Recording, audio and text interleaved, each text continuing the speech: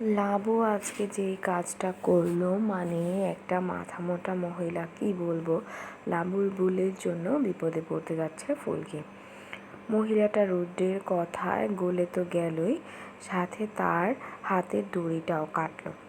আর শেষে এমনভাবে দড়িটা বাঁধলো যেটা একটা বাচ্চাও খুলে ফেলবে। মানে লাবু একটা দড়ির গিঁটও ঠিক করে বাঁধতে শিখেনি। ফুলকি ও ঝিনুকের এত সুন্দর প্রাণটাকে একবারে মাঠেই মেরে ফেললো লাবু। মানে ঈশিতার সাহায্যে রুদ্র বেছে বেছে একটাকে শেষ করবে। প্রথমত ঈশিতাকে বাড়িতে রাখার কোনো মানেই হয় না।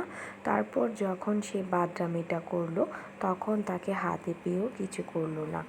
রোহিত তখন কি বলল, ঈশিতাকে মেরে ধরে কিছু হবে না, আসল লোকটাকে ধরতে হবে। এবার দেখো মজা, ঈশিতাই কিন্তু রুদ্রকে বের করলো। যাই হোক, এবার বুঝবে ঈশিতা কি। ঈশিতাকে ছেড়ে দেওয়াটা কিন্তু একদমই ঠিক হয়নি।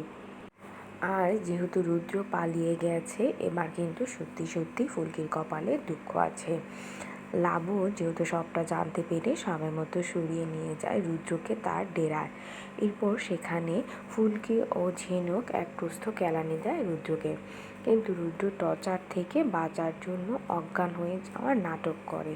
ফলে রুদ্রকে আবার ভালো করে বন্ধ করে রেখে দেয় ফিরে এসে ঝিনুক ও ফুলকি। আর আমরা তো দেখতেই পারবো আগামী পর্বে যে রুদ্র সেই দাঁত দিয়ে কেটে বাঁধন ছুটিয়ে ফেলে, আর রুদ্র প্রতিজ্ঞা করে যে সে পুড়িয়ে মেরে ফেলবে রায়চৌধুরী বাড়ির সবাইকে। সো বুঝতেই পারছো এবার কিন্তু সত্যি সত্যি ঘোর সংকটের বাদল নেমে এসেছে। তো কি মনে হচ্ছে, ফুলকি, ঝিনুক আর লাবু মিলে কি আদৌ রায়বাড়ির সবাইকে বাঁচাতে পারবে? তোমাদের কি মনে হয় তা কিন্তু অবশ্যই কমেন্ট বক্সে জানাতে ভুলবে না। সবাই সুন্দর করে কমেন্ট করে আর আমার চ্যানেলটাকে সাবস্ক্রাইব করে দিও।